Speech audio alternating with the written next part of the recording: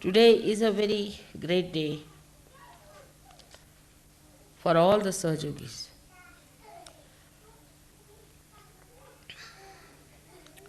It was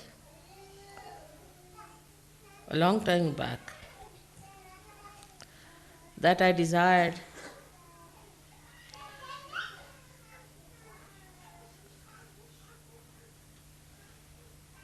Sahastrara should be opened out.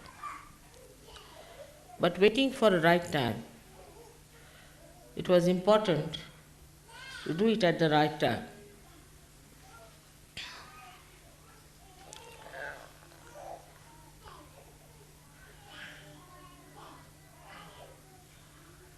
A boy in Aurangabad, quite young, asked me a question. Mother, this all-pervading power of Brahma Chaitanya is beyond senses. You cannot feel it through senses. How is it we are now feeling it through our senses? This is the question he asked. And I ask you the same question. Before this, those people who got realization could not talk about it in the way you can tell people that you can feel it on your senses. They could not explain.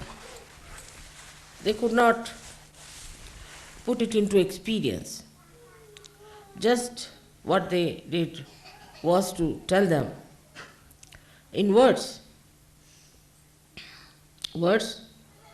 which were telling about something like the taste of mango.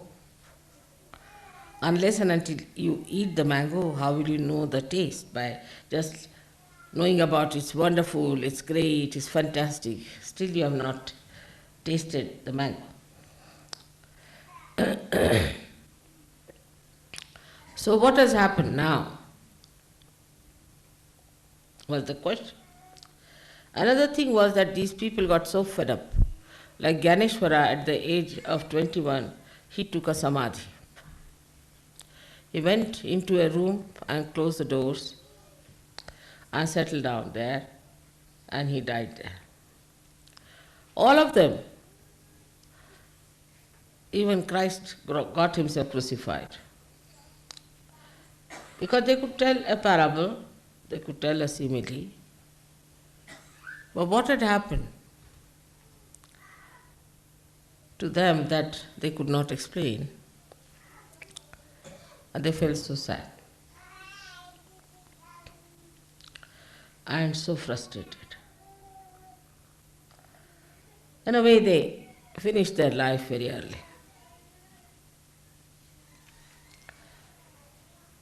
This was the question.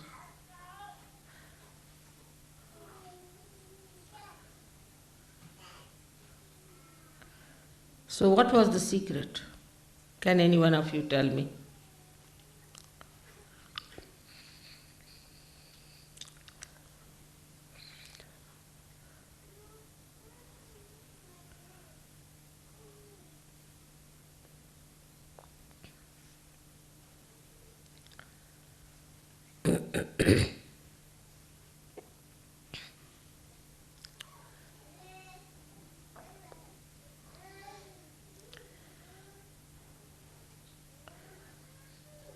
The answer is simple,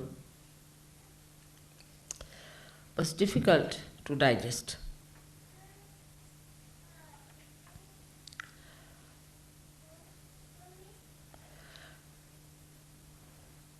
The answer is that all these incarnations who came on this earth were part of the Sahastrara. were part of the Brahma Chaitanya, were part of the Adi Shakti.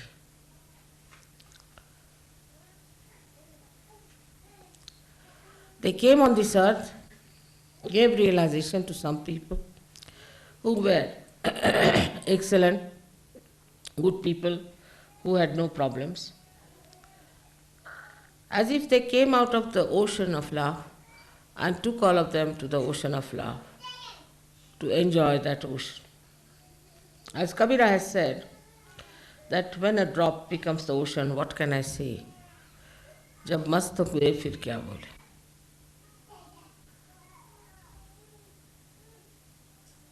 So many of them took to mauna, that is silence. They disappeared. They got dissolved completely into the ocean of love.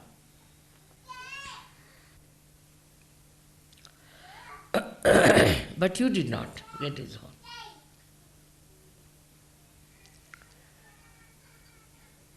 Something special has happened to you. That the whole of Brahma Chaitanya, the whole ocean, has taken the form of a cloud. That's Adi Shakti. And has come on this earth to shower the Chaitanya on you people, enrich you, nurture you, develop you by manifesting the love in such a manner that you have entered into the body of the Adi Shakti. So like one pitcher which is in the river Ganges, you are like a cell in the body of the Adi Shakti. Your entity, your personality is preserved. Despite that, you feel the Brahma Chaitanya through your senses, and you can give realizations to others. But you are in the body of the Adi Shakti. As long as you are in the body of Adi Shakti, you can do all that. This is the greatest thing that has happened. The whole of the Sahastrara has opened out with all the 7 pithas of all the deities who were just part and parcel of it. The whole of it has come in the form of a mother who is humble, who is deceptive, elusive, who is Mahamaya.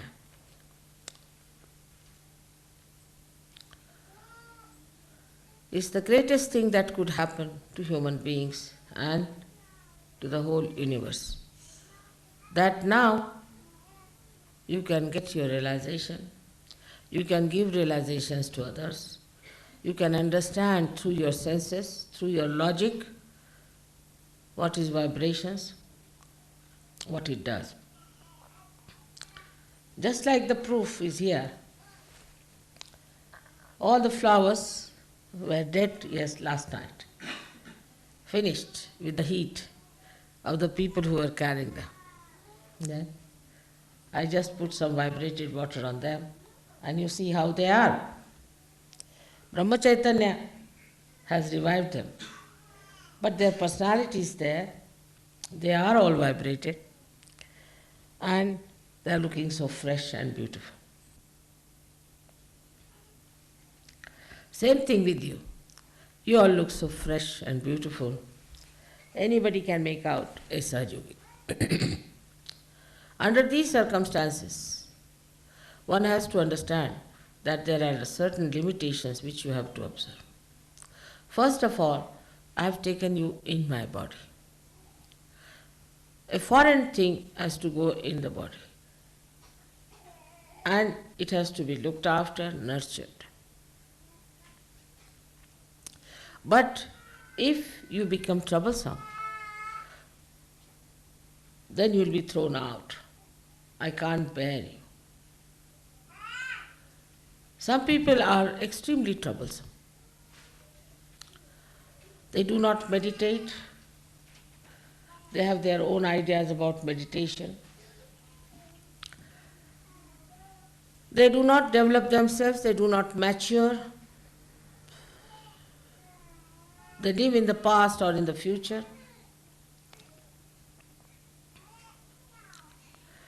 And such people are troublesome. A simple thing I had requested you all to put some ghee in the nose, which is a very simple thing but is very important. You all suffer from a very bad hamsa, and one of the things that is a symptom in an AIDS case is a bad hamsa. You will be vulnerable to AIDS. And a small thing like that is not observed. It has to be religious obligation that you must listen to me, whatever I say. Actually, you must obey me. My hand obeys me, my fingers obey me, my feet obey me. What about you, who are raised to the great dignity and the great position of being the yogis in the body of the Adi Shakti, and they are acting as cells in my body.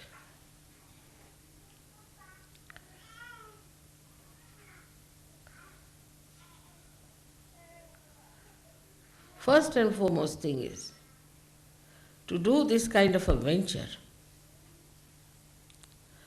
to put all kinds of things in your body, is a very daring thing. And the process is also very hazardous. This has to be achieved with great patience, love, compassion, and above all, hard labor.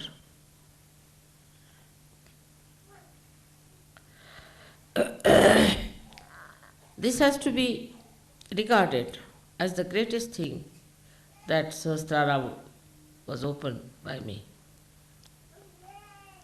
Of course, I am the master of Sahastrara. I am the master of all the chakras. But also I am beyond Sahastrara, much beyond it. If that is the situation, you should be careful about your Sahastrara, that is me, and looking after your own heart, which is the Brahmarandra Pitha here, which opens out ultimately when you get your realization. Sahaja Yoga is spreading everywhere horizontally. Vertically it must also spread. And there, if you really have proper understanding of what I am, Sahastrara should be absolutely clear-cut. And to keep Sahastrara clear-cut, you must listen to whatever I have told you. Obey it as absolutely a ordained thing.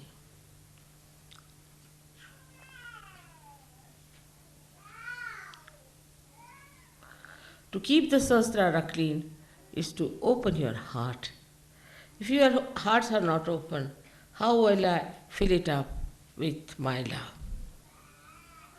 Open your heart to your fellow yogis and yoginis. Don't get worried about what has happened in the past. Don't get worried about what has happened in your life as far as your relationships are concerned. Such things won't happen now in Sahaja Yoga. They cannot happen. It has been worked out that way. It cannot happen. If this hand is paining, the other hand is there to help it out. You are not alone. You are in the body of the collective being. If there are stupid people, if there are idiotic people, Sahaja Yoga is not meant for such people.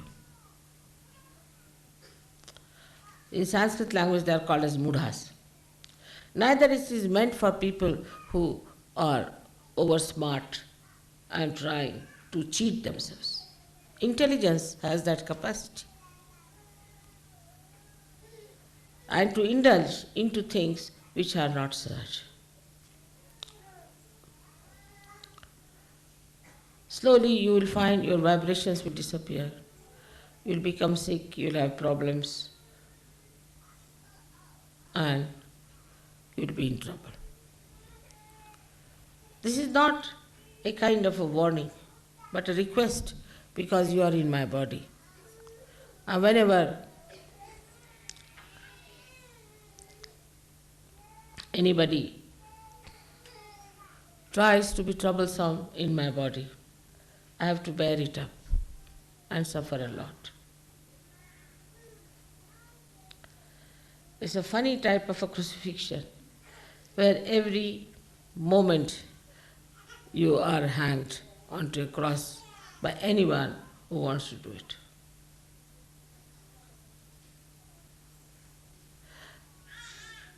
Such yogis have all the laws in their hands to torture my life, to trouble me, if they want to. But they have also such a capacity, such a caliber, such a potential that they can reside in my heart forever. Open your hearts. That's the thing I will say. Now we have to see what keeps our hearts closed. Firstly, it keeps our heart in a binding the fear of the past. In the past, if we have done anything wrong, in the past we have had bad experiences of people, we are very frightened. I'm surprised, I've seen it myself, that in England, where we were staying, it was that day, unluckily or luckily, it was snowing for the first time. And we were shifting, so I had gone out. And when I came back, I saw a lady, a little baby in the pram, standing at the door and talking to some lady. The other lady was just talking through a little opening in the door because there was a chain on. Then I went out and came back after half an hour and I saw the same thing. The lady was still standing in the snow and this lady was talking to her through a chink. I was surprised. What is this going like Midsummer's Night's Dream? These people are talking to each other. Horrible. What was it that was frightening to this lady inside the room? What this lady would have done with a child who had come to her door? What was there to be so frightened of? Because of the ego within yourself. You have frightened others, you have tortured others, you have dominated others, you have done all these things, so there is fear in your mind that others may do the same thing to you. Or what is there to be so much frightened to lock your doors to everyone who comes to your house?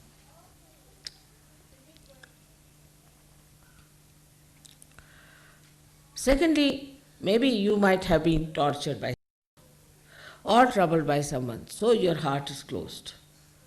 You can't open heart to others. People just don't talk, they just keep mum. What has happened?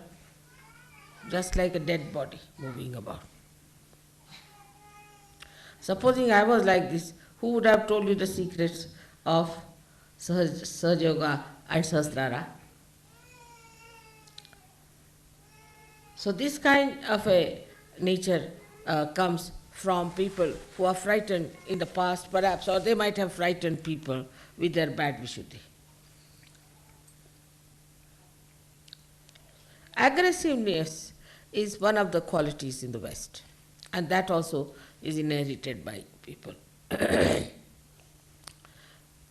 As soon as you put them onto something, they become aggressive. I can't bear it within myself. Supposing I have some sort of a medicine that makes some cells very aggressive, then what happens? Ultimately, I become a patient of cancer. An aggressive cell is called as the malignant cell. And such a cell cannot give you proper attention, cannot give you proper depth, but you become nothing but a malignant cell, a cell which is creating a cancer.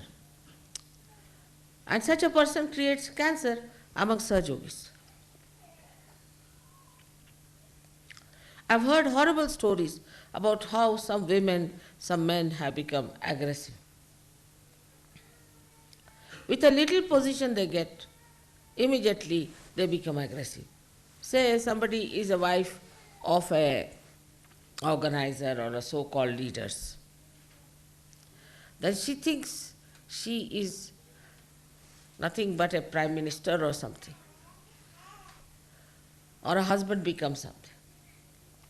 This aggressiveness adds to the aggressiveness of another person. Then reaction starts. One says something, the another says something. We become reactionaries. We haven't got something of our own that we should be reactionaries. There should be no reaction to anything. Because we have something of our own, why should we react to something, whatever people are doing to us or have done to us? It's finished. Open your hearts. That's why when you came to India, I think you must have noticed that in the Indian heart, there is nothing like an anger for, say, for English or for Portuguese or for anybody who has dominated them. They have so much love and affection and respect, and they see that what good you have done to them. Like some barristers came to India and they visited some high courts, and they had holiday for one day to celebrate the visit of these British lawyers and barristers. But if you go to England, they will beat you, throw you out. This aggressiveness has to go from your heart. It has to get out of it. There's no place in my body for aggressive people. No place at all. I have not aggressed you, and you shouldn't aggress me.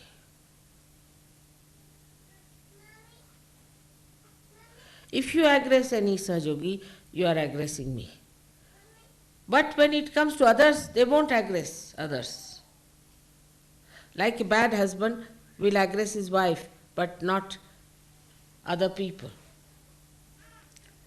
So those who are non-Sahajogis, they do not aggress them. That's a very important part of Sahastrara, because ego covers a great part of Sahastrara. And if your Sahastrara is covered with this ego business, how can I help you and how can I help myself? Now so many of you are in my body. Just imagine circulating fast, and most of them are fighting.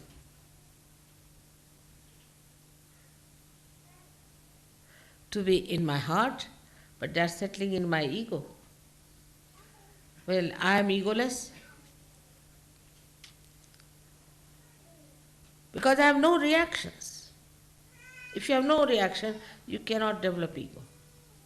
I have no reactions. I am reactionless. I am in my own peace and glory, trying to work out Sahaja Yoga.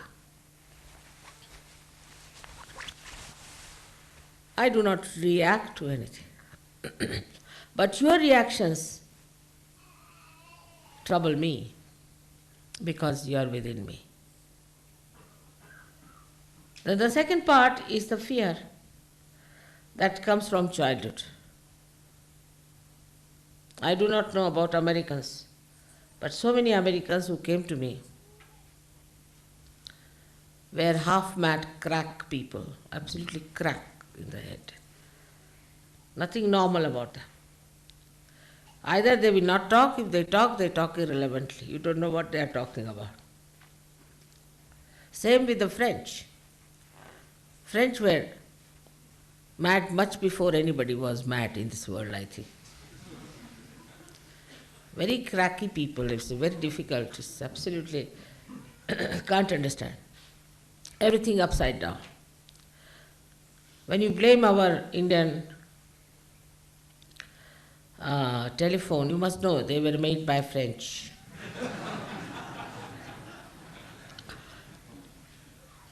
I always say that in Pune we have got the telephone just to see, because it is called as Punyapatanam, is the city of Punyas, and only God can listen to this telephone, but even God cannot. So, this kind of crackness, or this, what you call this, madness, aggressive madness, comes from ego going to the level of superego. When they get, first of all, what's wrong? When they talk, you feel they are fighting. These are love talks, romantic, they say. And we feel they are fighting. And then, after some time, the aggressiveness is very apparent, and then it becomes as if they are off their heads, absolutely off their heads. It's very common with Americans, very common. You can't find Americans when they are talking any good speaker who doesn't have twitches on his faces, on his body, everywhere, because so many nerves have been already strained.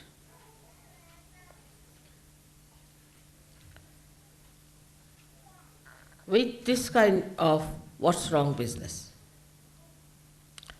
Going to the other extreme of deciding everything for yourself. And the thing behind is a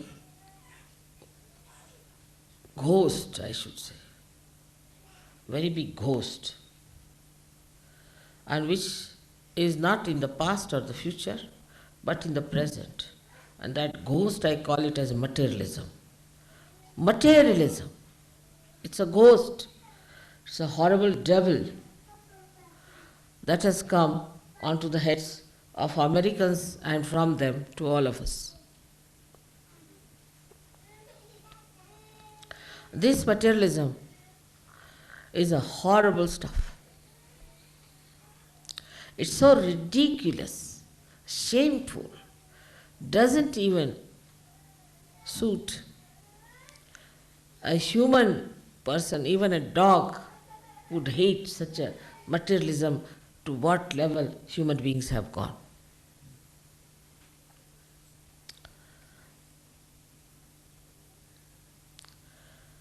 This materialism makes a person absolutely shameless. A lady would not mind asking another lady, "By the way, have you got my spoons with you?" There's no shame in it. When we were small, we were told in India, that's our culture, that if somebody's pin in your house, you should preserve it and return it. But even if your diamond is lost with somebody, never ask for it. It's not good manners. What is more valuable is not the diamond, is the relationship, is the friendship, and the emotions of human beings to be respected. How can you ask? If there was a diamond, they would have found it and would have given it to you. But if there is no asking for that or reporting like that, then it's sure there's no diamond. And even if it is there, doesn't matter. After all, what is a diamond? You are wearing or they are wearing, what does it matter?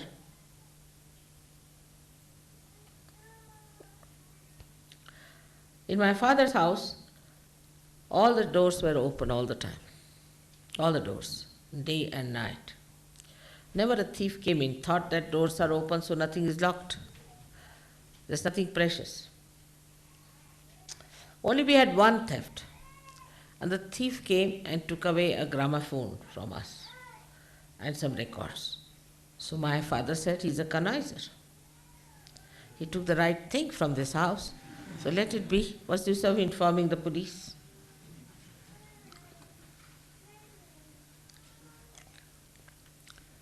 So this materialism that comes in is a mad dog and gives you a disease which is worse than any disease that is possible. How people play on it, on this disease. As you must have known that doctors, when you get some disease, little bit, they'll take out your teeth, take out your eyes, take out your nose, take out your purse and take out everything that you have. For a little thing like malaria or something. But this disease takes away everything that is beautiful within, that is good within you. For example, it started a fashion. With this materialism, they start fashions. Ladies are more vulnerable. Fashion starts. Any sort of fashion starts. Like the sleeves to be made long. In India also they started. Then make it short, then make it half, then make it no sleeves. I said, I am not running that race.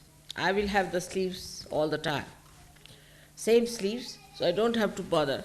I can tell my tailor and he can make whatever way I want to have it tailored, because he knows I make one style. Finished with it. Why do people want to run with the fashion? Just think of it. What is the need to run with the fashion?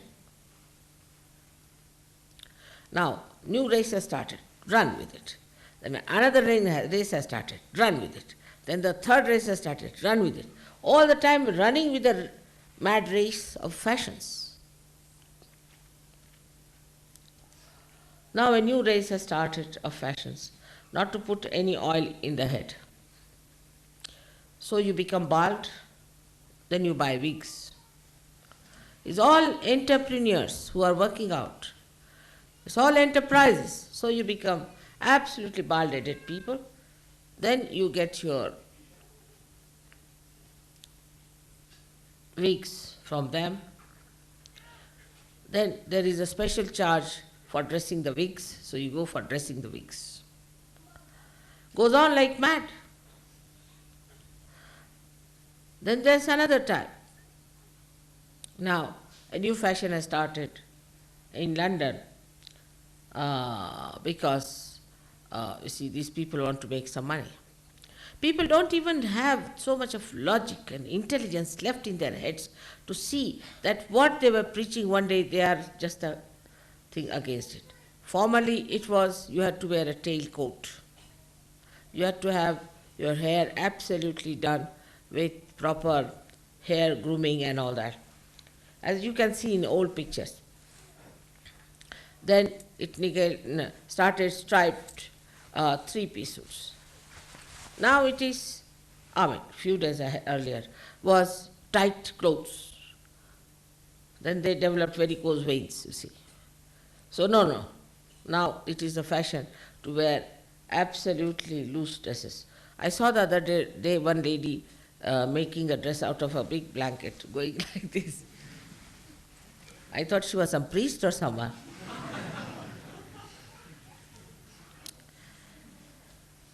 So that stupidity has started. Imagine, think of Sahastrara.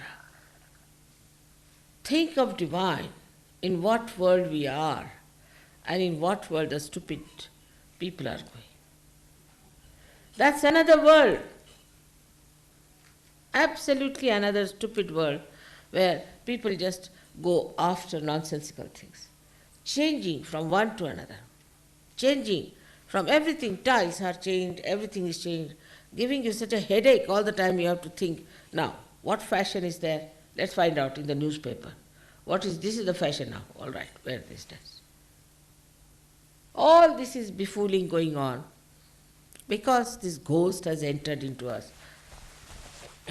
In Sahaja Yoga also when we enter, be careful. Materialism should not enter into your minds. It is nothing important. Even when somebody dies, you are supposed to wear something black or white or I don't know what else, but white or black. And somebody died in England who was a great friend of my husband. And I had no black sari, completely black. I mean, we don't have such a sari. I didn't know what to do. I told my husband I don't have a black sari. He said, then you don't come. Imagine how his wife would feel if I don't go to the thing, how she would take it. All this is nothing. What is important is the black sari. In every walk of life, you are being befooled by this materialism. I don't know how you got stuck into it first of all.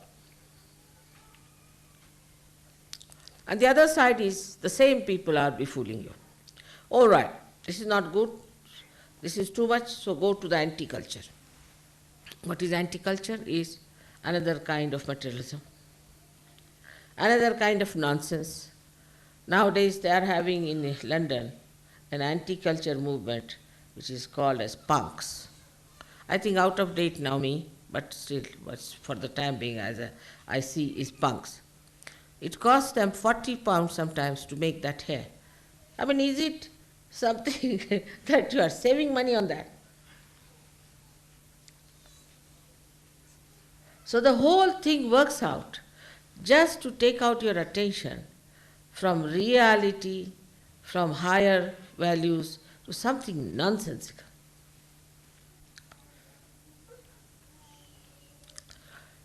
In Sahaja Yoga also, people must learn to lead a life of collectivity.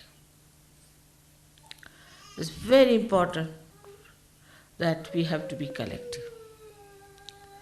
We shouldn't talk of this is mine, and this I own. Even about children, you should not do like that.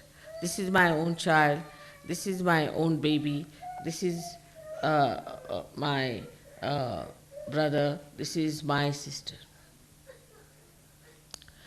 This my mind should go away. But that's not possible. It's not easy to forget about it because left navi and right navi has to be all right. The only way to do it is that, Mother, it's all yours. It's not dangerous to say that, because I'll never take it that is supposed to be yours. Just to say, Mother, it's all yours, to start it. It's all yours. I'm yours, my heart is yours, all my things are yours, my life is yours. Even saying that is a big mantra for Sahastrara. The deity of Sahastrara is a very simple person, extremely simple, and can be moved with very little actions, can be pleased with very few little actions here and there. Not much is needed to please the deity of Sahastrara. It's a very simple person. Little things make her happy. Yesterday you had brought the flowers and I didn't take them. You all must have thought, what's it we couldn't give flowers to Mother, holding in our hand. I wanted to show this miracle to you. That's why I didn't take. And I took it in the end, and see now, they are the best among all of them. Don't they look as if they are being plucked from the tree? Just I wanted to show this. So I said, I'm tired. I sat down, and then I looked at you with the flowers, see in the hands, you're sitting, all of you.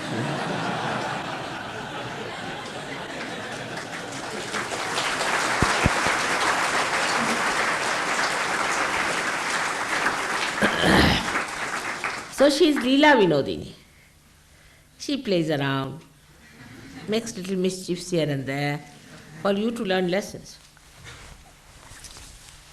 Because if I tell you do this, then it's not possible. But little circuitous way, I can show you that this is wrong. You should not do it. There's nothing to feel bad. I would have taken all the flowers. But somebody must have thought of it. Why Mother has not taken the flowers today? I don't know if you thought of it or not, but I knew it myself, that I have to take the flowers to show this miracle to them, that these flowers are going to last much longer than any other flowers, because they are vibrated with the Brahmacharya. And the water was very, very, very cold, so even I opened a hot water tap. It's all right, doesn't matter, they didn't die, despite that. They are perfectly all right. So you have seen so many miracles of this Brahmacharya, which is showing on your photographs, on so many your lives, in so many changes that have taken place within yourself, within your family, within every one of you. All this has happened because you are in Brahmacharya. All this you are receiving because you are blessed by Brahmacharya. But others are not. So your attitude should be towards them that they are in the other world, what to do, how to help them. We should try to help them, if possible, but up to a point. We should not drag down ourselves for others' sake. Up to a point only we can help them. And we have to be very happy that Sahaja is spreading so much horizontally. But for vertical thing, we must know our quality must improve. If some people rise higher, others will also start rising with them. Is an absolute honesty of purpose should be there. Absolutely understanding should be there. Open your hearts to each other so that you open your hearts to me. Every cell must know another cell. Otherwise it won't work out. That is the great thing that has happened when you are on this earth. When you are the ones who have to receive this great blessing. So many saints did not receive it.